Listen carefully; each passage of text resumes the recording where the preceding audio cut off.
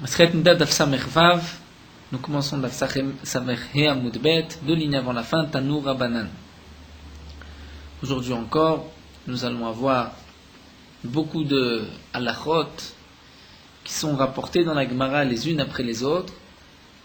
On va même commencer quelques dynimes concernant la préparation au mikvé, et demain, Bezrat Hashem, on aura quelques halachot concernant le mikvé lui-même. Bien sûr, ce que nous étudions, c'est la source de la halacha, mais on ne peut pas vraiment tirer de conclusion directe de la Gemara. Il faut voir plus piyun, un peu plus d'approfondissement, les Rishonim jusqu'au Shulchan Aruch, puisque comme vous allez le voir, aujourd'hui nous allons avoir beaucoup de halachot qui se suivent les unes après les autres. Donc on étudie, on sait où se trouvent les questions, mais on ne tire pas directement de conclusion sans avoir bien consulté le Shulchan Aruch. Donc Tanu Rabbanan, la Gemara commence avec une nouvelle braïta. Aroa dam mahmat tashmish. Il y a un cas très particulier que nous n'avons pas vu jusqu'à présent. C'est le cas d'une femme qui voit du sang au moment des rapports. Mais pas seulement au moment des rapports, mais seulement au moment des rapports. C'est-à-dire, elle peut avoir aussi ses règles après, entre les rapports, mais chaque fois qu'elle a un rapport avec son mari, il y a du sang. Si c'est ainsi, on voit donc que cette femme est plus sensible au rapport à ces moments-là, et donc il y a automatiquement du sang. Dans les Rishonim, on voit que c'est même une sorte de maladie, une faiblesse que la femme a, et donc le problème va être le suivant, c'est que comment va-t-on permettre à cet homme d'avoir des relations avec sa femme, puisque à chaque rapport il y a du sang. Eh bien la Braïta nous dit, Arouedam mahmat tashmish, une femme qui voit du sang, mahmat tashmish, à cause du rapport. Meshameshet pam rishona shnia vishlishit, on lui donne une fois, 2 fois, 3 fois. Au bout de 3 fois, il y a une chazaka, comme nous l'avons vu jusqu'à présent, une chazaka au bout de 3 fois. Voici donc 3 fois de suite que cette femme a vu du sang au moment des rapports. Et donc, Mikan Vailach, à partir de maintenant, Lot Eshamesh Ashetit Karesh. Cette femme devra divorcer de son mari, elle ne pourra plus avoir de relation avec lui, puisque chaque fois qu'elle a des rapports, il y a du sang, et donc, cette femme est considérée comme Nida, le mari donc transgresse à chaque fois, la femme aussi à chaque fois, l'interdiction de Nida, bien sûr c'est Onez, Bishogeg, il ne savait pas, mais au bout de 3 fois, donc il y a une chazaka, cette femme ne pourra plus continuer ainsi, elle devra divorcer du premier, mais nous allons voir, et nous commençons à Daf Samech Vav, Vetinase le'acher. Elle peut se marier avec une autre personne. Peut-être que, avec un second mari, le problème ne se reproduira pas, comme déjà Rashi nous rapporte ce que la Gemara expliquera par la suite. En kol ha'etzbaot shavot, donc tous les membres ne sont pas les mêmes. Peut-être qu'avec cet homme-là, il y a un saignement pendant le rapport, mais qu'avec un autre, il n'y aura pas de saignement. Eh bien, la Mishnah continue. Cette femme s'est mariée avec un deuxième mari. Veratada mahmat tashmish. Elle a encore vu du sang à cause du rapport. Meshameshet pam rishona shnia vishlishit. On lui donnera aussi 3 fois. Mais mikan vaelach, après 3 fois, lot eshamesh ashetit garesh. Elle devra donc divorcer même du second. Vetinase le'acher, on lui donne une dernière chance, elle pourra se marier avec un troisième homme. Et Niset le'acher, elle s'est mariée avec donc un troisième mari. Vera tada mahmat tashmish, meshameshet pam rishona shnia shishit, on lui donne 3 fois. Mikan vaelach, après ces 3 fois, donc 3 fois de suite, et 3 maris différents, 3 hommes différents, lot eshamesh ad shetivdok atzma. Donc là, elle est interdite. Elle ne pourra plus avoir de relation jusque cette bdika, cette vérification que la Gemara va proposer. C'est-à-dire, tant qu'elle ne va pas faire cette vérification, elle est interdite, elle est interdite à tout le monde, puisque maintenant elle a une chazaka de 3 fois, avec 3 hommes, donc ça veut dire qu'avec n'importe qui, elle verra du sang, il y aura des saignements pendant les rapports. Donc malgré tout, elle a la possibilité de faire une bdika, une vérification. Donc la Gemara nous dit, Ketzad bodeket et atzma, comment va-t-elle faire cette vérification, cette bdika? Eh bien, Mevia Shefoferet. elle va apporter un tube, ou betocham makrol, à l'intérieur de ce tube, il y aura une sorte de, un petit bâtonnet, ou mor munach al rocho, un morceau de tissu sur ce bâtonnet, mais à l'intérieur du tube. Donc le tube, lui, va remplacer, le membre de l'homme, le Hever Atashmish, et donc, elle va le faire pénétrer à l'intérieur du vagin. Si im nimtzadam al rosh amor, si elle trouve du sang, donc sur le morceau de tissu qui se trouve donc à l'intérieur, mais au milieu du tube, beyadoua shemina mekoru uba, donc c'est sûr que ce sang provient de l'utérus, du mécor, donc tout droit. Et donc, cette femme est à ce moment-là interdite au monde entier, puisque le sang qui provient de l'utérus donc, arrive au moment du tashmish, au moment des rapports, donc elle n'a pas la possibilité de se remarier. Mais l'onim tzadamal rocho, s'il n'y a pas de sang sur le morceau de tissu, alors à ce moment-là, beyadoua shemina tzadadimu. C'est donc une preuve que le sang ne provenait pas de l'utérus, mais des côtés. Et donc à ce moment-là, cette femme sera permise, elle pourra se marier rester avec le troisième mari, ou se marier avec un quatrième, étant donné que ce n'est pas du sang de Nida qui a coulé au moment des rapports. Ve'im yesh la maka, la Mara nous donne une autre halakha, si cette femme a une plaie beotomakom, dans l'utérus, dans l'endroit de l'utérus, dans le vagin, tola bemakata. Elle peut donc faire dépendre, dire que ce sang qui est arrivé au moment des rapports, c'est le sang de la plaie. Et donc elle ne sera pas interdite. De plus, imesh la veset tole bevesta. Si elle a un veset, c'est-à-dire, nous explique Rashi, si elle a pris une habitude, que ce n'est pas tout le temps, chaque fois qu'elle a des rapports, qu'elle a du sang, mais on va dire toutes les 2 semaines, toutes les 3 semaines, donc elle sera interdite, tole bevesta, elle sera interdite toutes les 2 semaines, toutes les 3 semaines, puisqu'il y a une sorte de cycle, toutes les 2 semaines, au moment du rapport, cette femme a des saignements.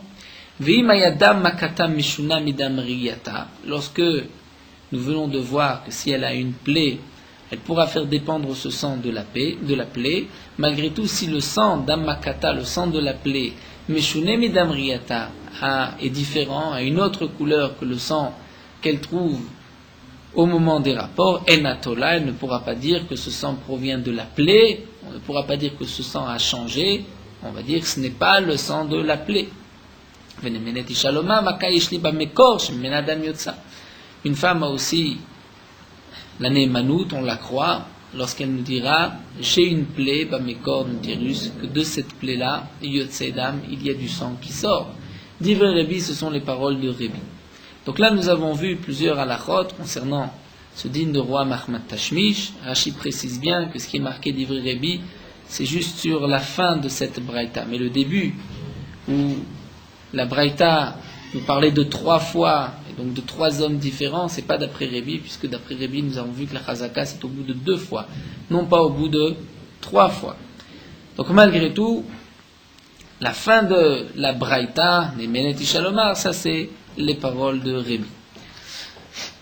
Donc d'après notre braïta que nous venons d'étudier, donc lorsqu'une femme a des saignements au moment du tashmish, 3 fois de suite elle devra divorcer, se marier avec un second, ainsi de suite jusqu'au 3e, et elle va faire donc cette bédika, cette vérification pour voir peut-être qu'en vérité ce sang vient minatzladim des côtés et non pas de l'utérus, et qu'elle n'est pas interdite. Rabban Shimon Gamliel Omer, Dammaka Bamina Mekor Tamé. Rabban Shimon Gamliel dit, de toutes les manières, même si c'est le sang d'une plaie qui provient de l'utérus, ce sang est aussi impur. Verabotenu Ido Adam Mamaka Bamina Mekor Shutaor. L'Agma nous rapporte que nos maîtres ont témoigné, ont dit que le sang d'une plaie qui provient de l'utérus est pur et taor. Et Maï Benayo, quelle est la raison de la marloquette entre Rebi, Shimon Gamliel, Rabotenu? C'est ce que nous avons déjà vu plusieurs fois, Maroula Mekor Mekomo Tamé, c'est-à-dire est-ce que le sang qui ne provient pas de l'utérus, mais qui est passé par l'utérus, qui a touché l'utérus, est-ce que ce sang-là est impur ou pas? Donc Rabban Shimon Gamliel viendra nous dire que oui, même si c'est le sang d'une plaie, étant donné qu'il a été en contact avec l'utérus, il est tamé.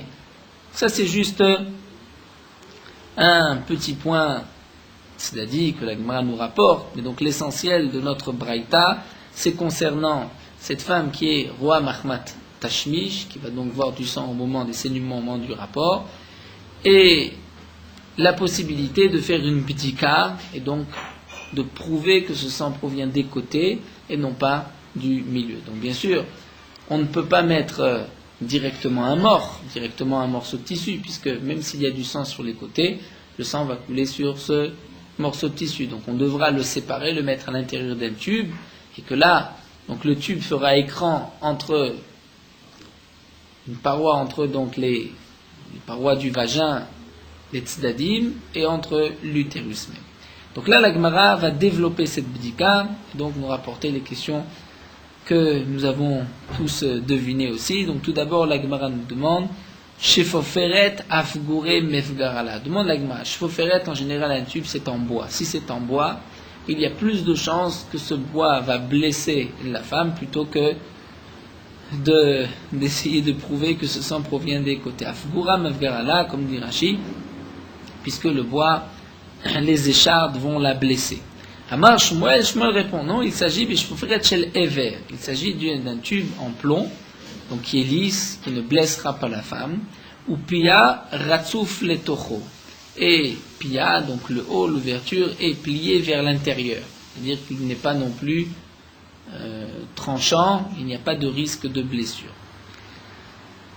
Là, la Gemara nous pose la question suivante. Amale Resh Lakish Rabbi Yochanan, Resh Lakish a demandé à Rabbi Yochanan. Vetivdok atzma bebiya shishit shel baal harishon. Pourquoi attendre cette bdika après le troisième mari, donc après ces 9 tashmishim? Elle aurait pu faire cette bdika dès les 3 premières fois chez le premier mari, c'est-à-dire au lieu de divorcer avec le premier, elle aurait très bien pu, au bout de 3 fois, faire cette bdika et de voir peut-être que le sang ne provient pas de l'utérus, provient des côtés. Amarlé, il lui a répondu, les filles shen kol ha'etzbaot shavot, c'est-à-dire tous les traductions, les doigts ne sont pas égaux, c'est-à-dire les membres de l'homme ne sont pas les mêmes. Donc, peut-être qu'avec le premier, elle a eu un saignement, peut-être qu'avec le second, elle n'aura pas de saignement. C'est-à-dire, nous explique Rashi. Là, nous avons plusieurs explications dans les Rishonim. Et l'explication la plus simple est la suivante, c'est de dire, comme l'explique Rashi, c'est vrai que on aurait très bien pu faire cette bdika chez le premier mari. Seulement, on préfère lui donner une autre chance à cette femme. C'est-à-dire, elle a plus de chances de se marier donc avec un deuxième et de ne pas avoir de saignement que de rester avec le premier et donc de trouver du sang. Comme si avec le premier elle vérifie que c'était pas de l'utérus, tout à fait. Si avec le premier elle vérifie qu'elle voit qu'en fin de compte c'était sur les parois, sur les côtés, elle peut rester avec le premier. Mais quel va être le din si elle trouve du sang au milieu, sur le morceau de tissu, avec le premier? Donc là, nous avons des Mefarshim qui nous expliquent la chose suivante, c'est que comment se fait-il qu'on va permettre à un second, une fois qu'on a vu qu'avec le premier il y a du sang, donc pourquoi permettre avec un second? C'est une sorte de sfek sfeka, un double safek. On ne sait pas si ce sang provient de l'utérus ou si bien provient des côtés. Même si ce sang provient de l'utérus, mais peut-être que ce n'est qu'avec ce mari, peut-être qu'avec un second, elle ne verra pas de saignement. Si on fait l'abdika dès le premier mari et qu'on voit que ce sang donc provient de l'utérus, nous n'avons plus de sfek sfeka, on a juste un safek. Peut-être qu'avec le second, elle ne verra pas de saignement. Ça, ce n'est pas permis, puisqu'il n'y a qu'un seul safek, on ne peut pas venir mettre la main dans le feu et se dire peut-être qu'on va transgresser, peut-être pas. Bien que Rachid donne aussi une autre explication en plus, Rachid nous dit on ne veut pas non plus velotavo mutav, nous dit Rachid, il vaut mieux qu'elle divorce et qu'elle se met avec un second plutôt qu'elle arrive à un issour karet. C'est-à-dire, si d'autres Mefarshim m'expliquent dans Rashi, c'est que même si elle fait cette bdika avec le premier, cette bdika n'est pas à 100%. C'est-à-dire même si elle ne trouvera pas de sang sur le morceau de tissu au milieu, donc bien sûr sur les côtés elle ne verra pas de sang, puisque c'est un tube de plomb. Donc même si elle ne voit pas de sang au milieu, mais peut-être qu'au moment du tashmish, on va dire à ce moment-là, le rapport provoquera un saignement, et donc peut-être que si elle reste avec le premier, elle aura malgré tout un saignement de nida, malgré donc cette bédika. C'est pour cela qu'on préfère dire à cette femme, il vaut mieux qu'elle divorce, pour être sûr, peut-être, on va dire, pour avoir la chance peut-être de pouvoir vivre avec un second, et donc de ne pas être interdite au monde entier par la suite. Donc la Gemara continue et pose une autre question. Amarle vetivdok atzma bebia rishona shel bal shlishi. Donc là aussi, pourquoi attendre le troisième rapport du troisième mari?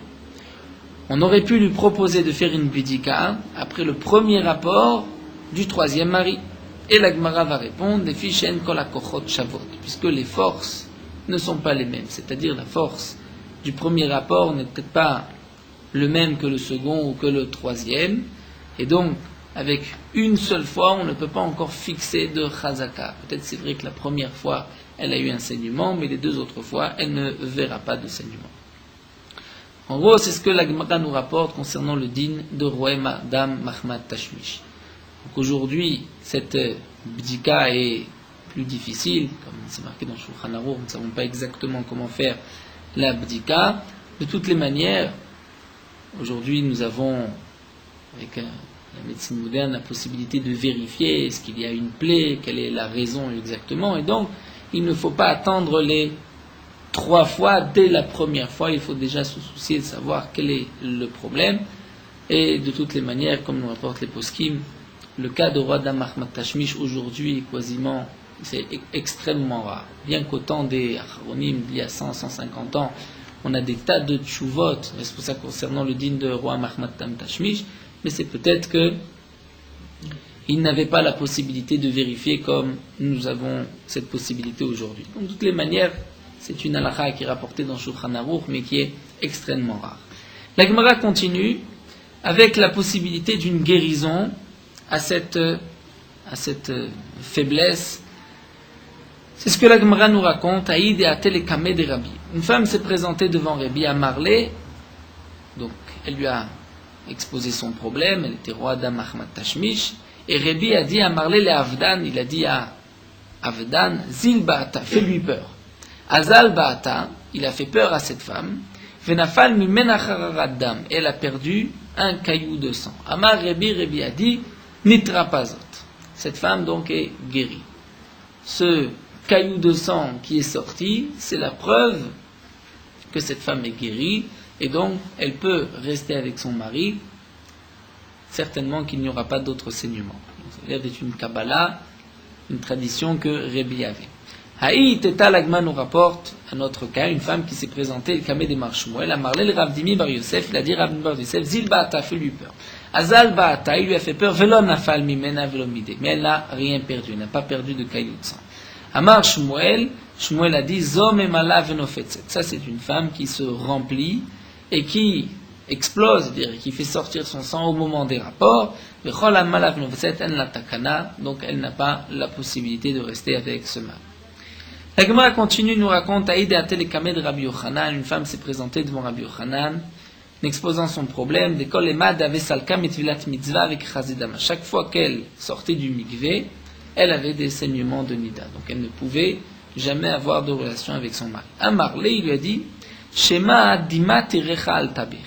Peut-être que c'est les rumeurs, Rachid dit le parler en français, la chanliouse, le parler de ta ville, c'est-à-dire peut-être que c'est ce que les gens disent sur votre couple qui cause ces saignements. Comme Rachid explique, peut-être que les gens sont un petit peu jaloux de votre bonne entente, et donc vous avez eu une sorte de haïnara que chaque fois elle a un saignement juste en sortant du mikvé. Alors il lui a proposé Lechi viva bello al gabe anar, qu'elle ait des rapports avec son mari à côté du fleuve, c'est-à-dire à côté de la tvila, puisqu'à l'époque il n'y avait pas donc de mikvé comme nous avons aujourd'hui, c'était dans le fleuve. Donc il lui a dit qu'elle ne rentre même pas dans la ville, certainement qu'elle avait l'habitude de voir ses saignements en rentrant dans la ville, Il a dit juste avant que ton mari t'attende, il y ait des relations avant, comme ça, le Aïn Hara n'aura pas encore le temps de vous attaquer. Ikad Amar, d'après une autre version, Amarla, il lui a dit Tegali le chavroter. Tu devrais dévoiler à tes amis, dire ce qui t'arrive, qui est rid et tevo alar les hargissa, de la même manière que jusqu'à présent, les femmes, donc, parlaient d'un côté, comme quoi, toi et ton mari vous entendez si bien, et bien maintenant, ni ta voix alar les hargissa. Les gens vont avoir, au contraire, pitié de toi. Donc, pas vraiment pitié, nous dit Rashi, mais les gens vont dire, ah, une telle femme, certainement que son mari ne veut pas la garder, et ainsi, tu as plus de chances de ne plus avoir ces saignements. Tosfot donne une autre explication.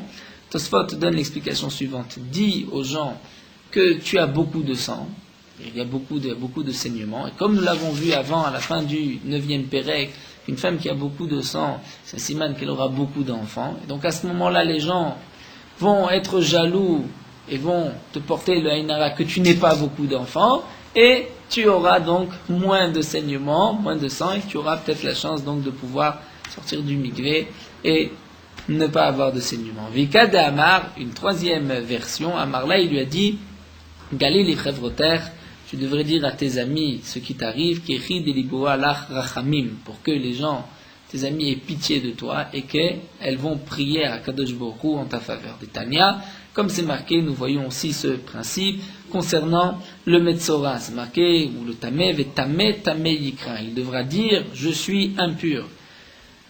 Pourquoi doit-il dire, je suis impur? Tsarich lodia tsaharo l'arabim. Il doit faire savoir sa souffrance, l'arabim au public, verabim vachim alav rachamim. Donc les gens vont prier pour lui. Donc de même, Rabbi Yochanan y a dit à cette femme, tu devrais dire ce qui t'arrive aux gens, et les gens vont avoir pitié, et donc vont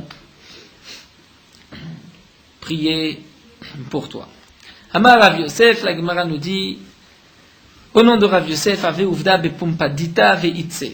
Il y a eu un cas à Pumpadita, la ville où une femme donc avait des saignements juste après le mikvé. Elle a dit à ses amis ont prié pour elle, ve itse, elle a effectivement guéri. Amar Rav Yosef, Amar Rav Yehuda, Amar Rav. Là, nous revenons au début de toute notre Masechet Nida. Jusqu'à présent, nous avons vu le din Minatora, c'est-à-dire, lorsqu'une femme a un premier saignement, elle est impure pendant 7 jours. Après ces 7 jours, elle peut donc s'immerger dans un mikvé et elle est permise. Même si pendant 7 jours, elle a eu des saignements tous les jours, il suffit que le 7e jour, avant la nuit, elle n'ait plus de saignements, elle pourra donc aller au mikvé. Ensuite, il y a une période de 11 jours.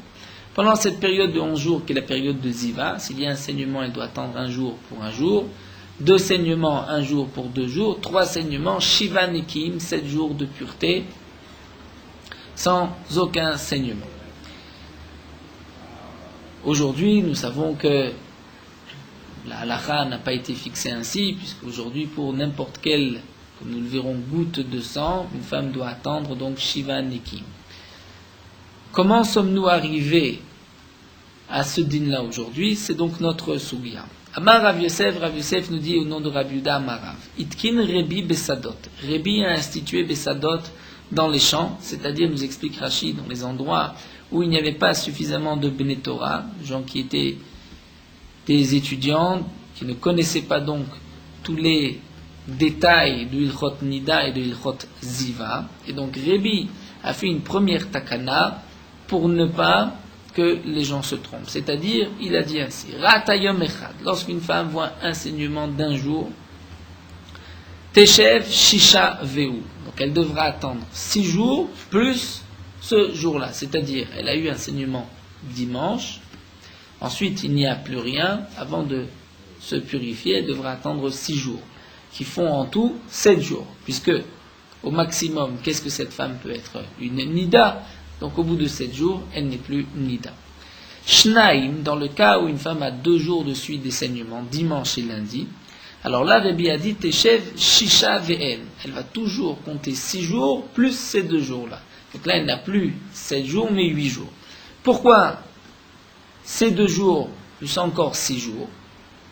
Parce que si c'est un début de Nida, 2 jours, on ne devient pas Zava. Donc même si elle s'est trompée, elle n'est pas Zava au bout de 2 jours. Donc si elle est nida, elle aurait très bien pu compter 2 jours plus 5 jours. Rashi nous explique pourquoi 2 jours. Peut-être que le premier jour est la fin d'un compte de Ziva, que c'était dans la fin des 11 jours après Nida, c'est-à-dire que son dernier saignement était il y a 18 jours. Donc là, elle terminait la période de Ziva. Donc le premier jour, dimanche, c'était encore dans la période de Ziva. Lundi, elle commence une nouvelle période de Nida. Donc elle doit attendre 7 jours. Donc 1 plus 6. Tosfot donne une autre explication. Peut-être encore, cette femme se trompait entre la couleur du sang. Elle ne savait pas que le premier jour, le sang n'était pas du sang rouge interdit comme nous l'avons vu, qu'il y a plusieurs couleurs de sang. Donc elle pense compter la période de Nida depuis dimanche, alors qu'en vérité, dimanche c'était du sang de Tahor, ce n'est que lundi.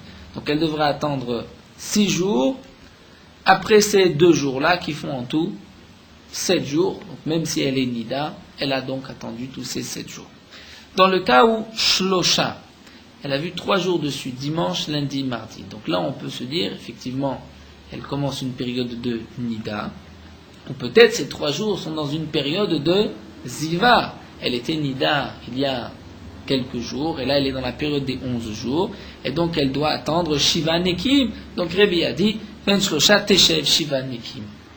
Donc dès qu'il y a 3 jours de suite, elle doit attendre 7 jours Nekim, 7 jours de pureté, 7 jours complets, comme si elle était une Zava. Amar Rabbi Zera. On continue avec une autre chumra, cette fois-ci de Rabbi Zera. Benot Israël ichmiru al atzmam. Les filles d'Israël ont été particulièrement strictes, méticuleuses. Shafulu root tibadam kechardal, même lorsqu'elles ne voient qu'une goutte de sang comme un grain de moutarde, c'est-à-dire vraiment une toute petite goutte de sang.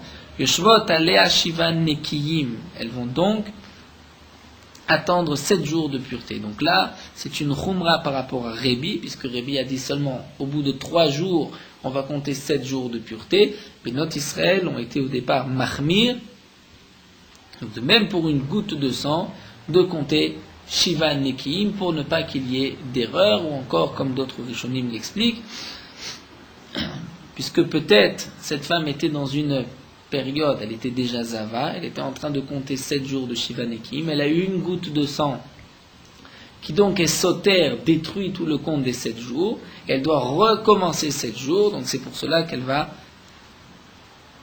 garder 7 jours de pureté à cause de cette tipadam kechardal, bien qu'a priori, donc si ce n'est pas dans ce cas-là, il n'y a pas de raison d'attendre 7 jours pour une seule goutte, il faut au moins 3 jours.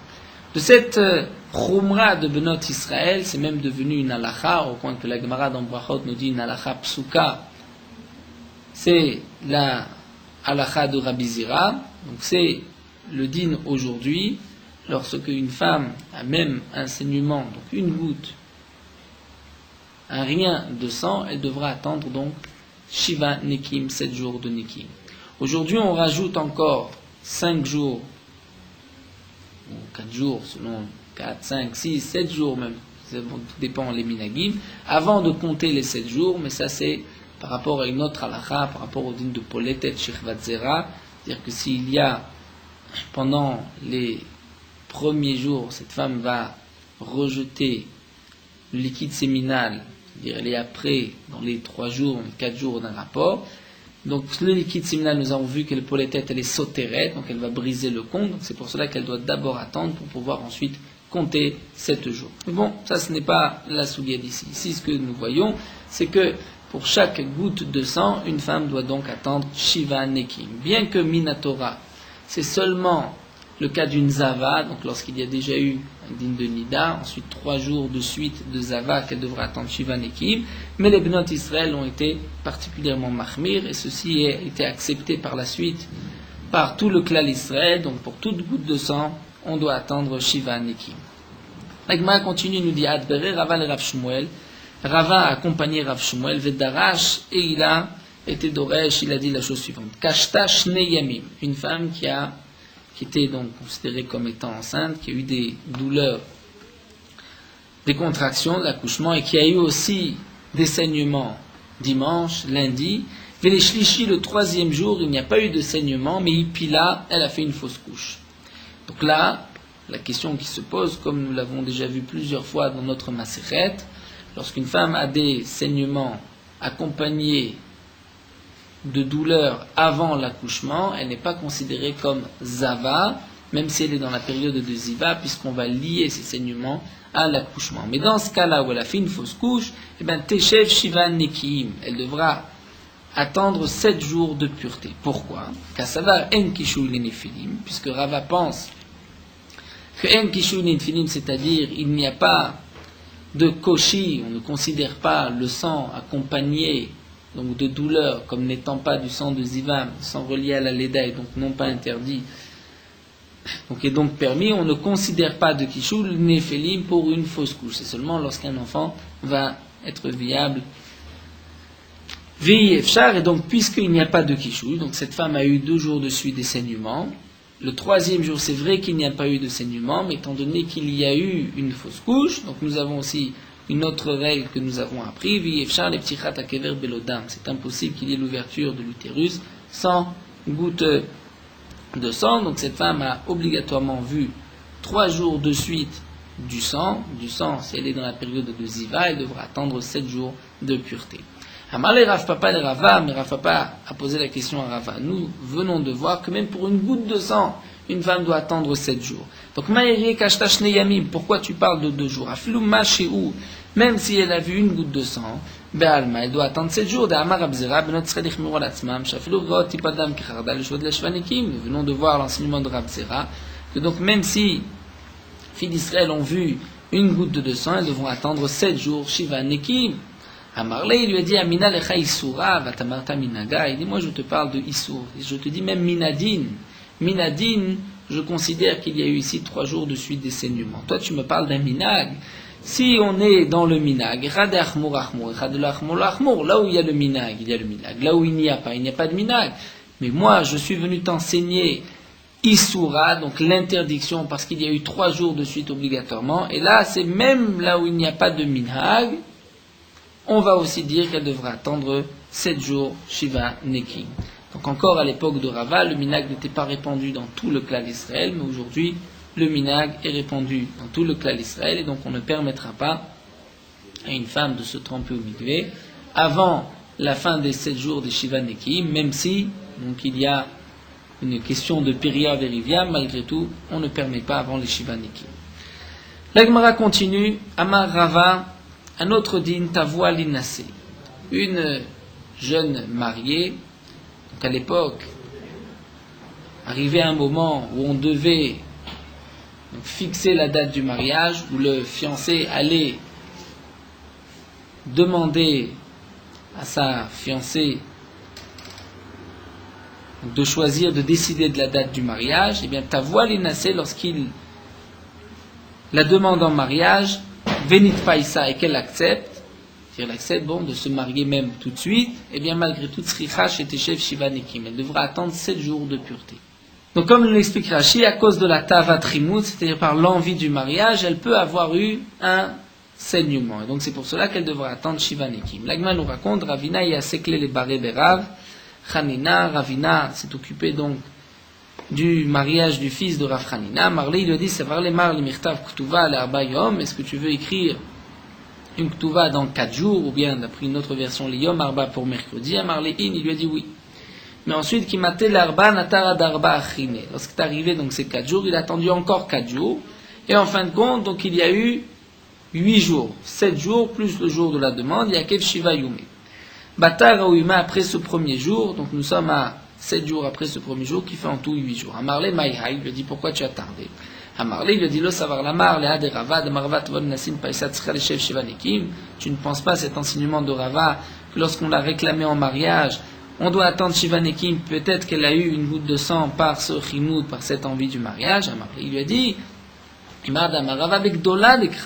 quand est-ce que Rava a dit qu'elle doit attendre Shivanekim? C'est lorsque c'est une gdola, une grande, plus de 12 ans, qui a l'habitude de voir du sang. Valbektana, moins de 12 ans, de l'Ochazedama Miyama. Il n'a pas dit cette halakha. Et donc, ici, il s'agissait certainement d'une jeune fille qui avait moins de 12 ans. Et donc, il lui a dit, tu n'as pas besoin d'attendre 7 jours. Amarle, il lui a dit, non, Befirouch Amarava. Rava a dit explicitement, Loshna Gdola, Loshna Ktana. Dans tous les cas, aussi bien la grande que la petite, elle doit attendre 7 jours. Gdola Tamama Mishum de Mechamda. La raison pour laquelle, c'est pas parce qu'elle va avoir du sang donc de Nida par rapport à ses règles, mais c'est par le chimoud, par l'envie du mariage, elle va avoir des saignements. Et bien, Ktananame, le problème se pose aussi pour une petite fille, moins de 12 ans, Mechanda, et elle risque d'avoir des saignements. Amarava, et là nous allons commencer, donc nous avons vu pas mal de dinim, dont aussi le din donc d'avant le mariage, au début du père que nous avons vu juste après le mariage, ou aussi le din de Mahmat Tashmish, et l'Agma continue avec la préparation à la Tevila. Amar Rava. Rava nous dit, Isha, nous passons à Daf, sa mère va donc à Moudbet. L'otachouf, une femme, l'otachouf, ne va pas se laver les cheveux. Une femme doit donc se préparer à la Tevila. D'après certains, c'est Minatora qu'elle doit bien se laver les cheveux. L'eau beneter, donc la chafifa qu'on appelle, c'est par rapport à la préparation au mariage la préparation au mikvé, qui est donc de se laver les cheveux, de se peigner les cheveux, qu'il n'y ait pas donc, de nœuds et donc de khatsitsa, c'est-à-dire que l'eau puisse pénétrer et toucher tous les coins de la femme, c'est donc tous ses cheveux. Lorsqu'il y a un nœud, l'eau ne peut pas pénétrer dans le nœud. Donc l'eau tarouf, elle ne fera pas de khafifa, ne se lavera pas les cheveux, l'eau benéter, ni avec le néter, néter nous avons vu une sorte de terre qui était le nitre, vélo bechol, ni avec du sable. Pourquoi? Benéter mishon de mekatef, le néter parce que il détache le cheveu et ensuite le cheveu va s'en mêler. Bechol avec du sable, mishum de masrir, parce que le cheveu va coller, et donc il y a aussi une khatitsa. Amar Amimar Mishme de Rava, Amimar dit aussi au nom de Rava, Isha lotachouf et la bechamim. Une femme donc doit se préparer au mikvé, donc se laver la tête qu'avec de l'eau chaude. Filou bechame chama, même si c'est de l'eau chaude qui a chauffé au soleil. Aval lo betsonen, mais non pas avec de l'eau froide. J'ai inversé la girsa comme le dit le Bach. Tsonen, pourquoi avec de l'eau froide elle ne peut pas? Maïtama lo mishum, donc maïtama lo, pourquoi pas? Mishum de kiriri ou mashrum mezaya. Explique la Gemara parce que l'eau est froide. Et donc elle va durcir, nous dit Rashi, les cheveux, et elle empêchera la saleté de partir. Vamarava, Rava nous donne une autre halakha. Donc, toutes ces halakhot, c'est par rapport au din de Khatitsa. Une femme doit s'immerger dans un mikvé entièrement, qu'il n'y ait pas de séparation, donc qu'il n'y ait rien qui fasse écran entre l'eau et le corps de la femme, donc c'est pour cela qu'elle doit bien se laver les cheveux, bien peigner les cheveux, qu'il n'y ait pas de saleté et qu'il n'y ait pas non plus de nœuds. Vama Rava et Rava nous dit, Leolam ilamed adam betor beto. Un homme doit enseigner dans sa maison, sa femme, Shteisha madicha bet kmatim bamaim. Une femme va rincer bet kmatea, c'est-à-dire ses plis, bemaim, les plis du corps, les aisselles par exemple, bamaim, dans de l'eau. Métivé, demande la Gemara. Pourquoi? Puisque betakmatim, nous dit la Braïta, dire tous les plis de la femme, betastari, les endroits cachés de la femme, même si l'eau ne pénètre pas, c'est pas grave. Comme nous allons voir, l'eau n'a pas besoin de pénétrer, elle a besoin de pouvoir pénétrer.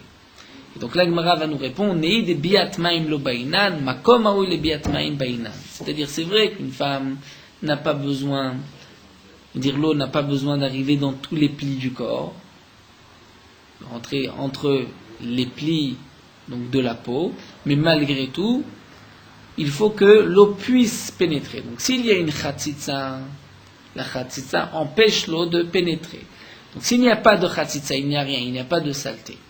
Donc l'eau peut pénétrer, même si elle ne pénètre pas, c'est pas grave. Mais dans le cas où l'eau ne peut pas pénétrer, parce qu'il y a la saleté qui fait écran, dans ce cas-là, la tvila n'est pas valable. Comme nous l'avons enseigné au sujet des menachot, qui dit Rabzera, Damar Rabzera. Kol haraoui le bila en bila makevet. Pour ça, c'est une grande règle que la Gemara nous rapporte tout le temps. Dans les menachot, lorsqu'un homme apportait une offrande au Beth Amikdash, il devait apporter des farines, et on devait mélanger ces farines avec de l'huile. Pour un isaron, une mesure de farine, il fallait un loug shemen, une mesure d'huile. Un homme pouvait offrir au Beth Amikdash jusqu'à 60 mesures de farine pour le même loug d'huile, puisque les Chachamim ont évalué qu'on peut mélanger la farine, même 60 isarines, avec un seul loug d'huile. Dans le cas où il y a 61 61 mesures de farine avec le même loug, dans ce cas-là, la mincha n'est pas valable, puisqu'on ne peut pas suffisamment, on ne peut pas bien mélanger la farine avec cette petite quantité d'huile. Malgré tout, donc là vient le klal de Rabbi Zera, si nous avons 50 mesures de farine, c'est vrai qu'on peut mélanger la farine avec l'huile, mais on n'est pas obligé de la mélanger. La blila n'est pas me'akevet. Donc d'un côté, on ne comprend pas, une sorte de paradoxe. Si on n'a pas besoin de mélanger la farine avec l'huile, donc pourquoi, lorsqu'il y en a 60 et 61 mesures de farine pour le même loug, pourquoi la mincha n'est pas valable? De toute manière, on n'a pas besoin de la mélanger. Eh bien là vient nous dire Rabbi Zera, si on peut la mélanger, même si on ne mélange pas, c'est kasher. Mais lorsqu'on ne peut pas mélanger, à ce moment-là, c'est pasoul. On ne pourra pas apporter cette mincha. Donc dit Rabbi Zera, kolaro il est bila, là où on peut mélanger, c'est-à-dire il y a 60 mesures, jusqu'à 60 mesures pour le même loug d'huile, en bila ma'akevetbo, même si on ne mélange pas, c'est kasher. Chez en raoui il est bila, lorsqu'il n'y a pas la possibilité de mélanger, il y a 61 mesures, alors bila ma'akevetbo, à ce moment-là, la blila, le mélange, donc va rendre pasoul la mincha. Donc de là, on dira la même chose. Lorsque l'eau peut pénétrer dans les plis du corps, même si l'eau ne pénètre pas, la tvila est kshera. Dans le cas où elle ne peut pas pénétrer puisqu'il y a des saletés, à ce moment-là, la tvila n'est pas valable. Donc c'est pour cela qu'on doit enseigner et dire, la femme donc doit se laver, rincer tous les plis du corps avant le mikvé. Amar Ravin Baravada Amar Rav Yitzhak, l'Agma nous raconte Maaseh Bishifrato shel Rabbi, le cas de la servante de Rabbi chez Tavla, qui s'est trempée, Ve'alta, elle est remontée du mikvé, Ve'nimtzala etzem chotzet ben shnea. Et elle a trouvé donc, un os qui était entre les dents et donc qui faisait une chatzitza. Donc là aussi, à l'intérieur de la bouche, l'eau n'a pas besoin de rentrer. Pourtant, une femme doit se brosser les dents et enlever tout ce qui peut être resté entre les dents. Pourquoi? Puisque l'eau doit pouvoir rentrer dans la bouche, même si en fin de compte elle ne rentrera pas. Donc puisque la servante de Rébi avait un os entre les dents, il y avait de la viande qui était encore restée entre les dents, donc là la tvila n'était pas valable, vitzricha Rébi tvila acheret, et Rébi a donc exigé une nouvelle tvila, une deuxième fois qu'elle se trempe au mikvé. Rava nous dit tavla ve'alta. Dans le cas où une femme s'est trempée au mikvé, juste après nimtza alea devar chotzetz, elle a trouvé sur sa peau quelque chose qui avait collé, donc qui a fait écran avec la tevila, avec l'eau du mikvé. Donc on ne sait pas, est-ce que par exemple cette boue était avant le mikvé, ou peut-être que après le mikvé, il y a un morceau de boue qui a collé à la peau. Alors nous dit Rava, im samur le chafifat fila, si elle s'est donc préparée, nettoyée juste avant le mikvé, qu'elle s'est trempée, donc elle n'a pas besoin de recommencer. Pourquoi? Certainement que la première fois elle avait tout enlevé, lorsqu'elle s'est trempée, il n'y avait pas de chatzitza, rien ne faisait écran, c'est ensuite un morceau de boue par exemple qui s'est collé à la peau, vim lave, mais lorsqu'il y a eu un temps, entre la chafifa et la tvila, tzricha la chouv l'idvol, elle doit recommencer. Kade amre, d'après une autre version, si c'était le même jour qu'elle fait la chafifa et qu'elle s'est trempée, donc elle n'a pas besoin de recommencer. Mais sinon, elle doit une tzricha la chouv l'idvol. C'est-à-dire que même si le même jour, le matin, elle a fait sa chafifa, l'après-midi, le soir, elle a été au mikvé, étant donné que c'est toujours dans le même jour, on considère que la chatzitza n'est venue qu'après. Donc, Maï Benayou demande à l'Agma quelle différence si on dit le même jour ou juste après. Puis l'Agma nous dit qu'à Benayou, le mismar le chafifat fila. Est-ce que il faut faire la chafifa juste avant le mikvé? Voici donc la marloquette entre les deux versions. D'après la seconde version, puisque c'est le même jour, donc on voit qu'on peut espacer le mikvé de la chafifa. Une femme peut faire sa chafifa le matin et ensuite donc se tremper le soir. Donc là aussi, les micha veyemama velinbal belela. Est-ce qu'elle peut faire la chafifa le jour et faire la tevila la nuit? Donc ça c'est la marloquette entre les deux leshonotes. Nous allons nous arrêter ici et on reprendra Bezrat Hashem quelques dinim de chatzitza et dinim du mikvé dans le daf Samer Zayin, le daf de demain Bezrat Hashem.